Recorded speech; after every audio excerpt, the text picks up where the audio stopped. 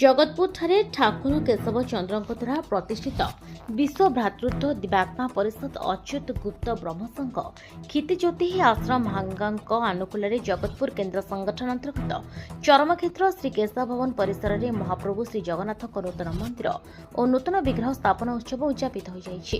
5 ଦିନ ବ୍ୟାପୀ ଆୟୋଜିତ ହୋଇଥିବା ଉତ୍ସବର ପ୍ରଥମ ଦିବସରେ ବିଭିନ୍ନ ମଣ୍ଡପ ପ୍ରତିଷ୍ଠା ହୋଇଥିବା ବେଳେ ଦ୍ୱିତୀୟ ଦିବସରେ କଳସ ଶୋଭାଯାତ୍ରା ଅନୁଷ୍ଠିତ ହୋଇଥିଲା। ମନ୍ଦିର ମୁଖ୍ୟ ସେବକ ଜାନକୀ ଦାସ ଓ ତାଙ୍କ ସହଯୋଗୀ ପୂଜା କାର୍ଯ୍ୟ ସମ୍ପାଦନ କରିଥିବା ବେଳେ ଗୋଲକ ରାଉତ ଓ ତାଙ୍କ ପତ୍ନୀ ରଶ୍ମୀ ପ୍ରଭା ରାଉତ କର୍ତ୍ତା ଭାବରେ ଯୋଗ ଦେଇଥିଲେ।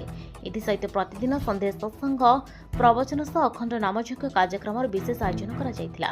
ଆଜି ପବିତ୍ର ଅକ୍ଷୟ ତୃତୀୟା ଶୁଭ ଅବସରରେ ମହାପ୍ରଭୁଙ୍କ ଶ୍ରୀ ବିଗ୍ରହ ଶ୍ରୀମନ୍ଦିରରେ ପ୍ରବେଶ କରାଯାଇଥିଲା। ଅନ୍ତିମ ତଥା ଉଦ୍ଯାପନୀ ଦିବସରେ ପ୍ରାତଃ ମଙ୍ଗଳ ଆରତୀ, ବେଦଧ୍ୱନି, ଉପଚାର ପୂଜା, ସିଂହାସନ ପ୍ରତିଷ୍ଠା, ଦେବତାଙ୍କ ମନ୍ଦିର ପ୍ରବେଶ, ଅଚଳ ପ୍ରତିଷ୍ଠା ହୋମ ସହିତ ସନ୍ଧ୍ୟାରେ ପୂର୍ଣ୍ଣାହୁତି କାର୍ଯ୍ୟକ୍ରମ ଅନୁଷ୍ଠିତ ହୋଇଥିଲା। ଏହି ଉତ୍ସବରେ ଅଞ୍ଚଳର ହଜାର ହଜାର ଶ୍ରଦ୍ଧାଳୁ ଯୋଗ ଦେଇ ମହାପ୍ରଭୁ ଶ୍ରୀ ଜଗନ୍ନାଥଙ୍କ କୃପା ଲାଭ କରିଥିଲେ।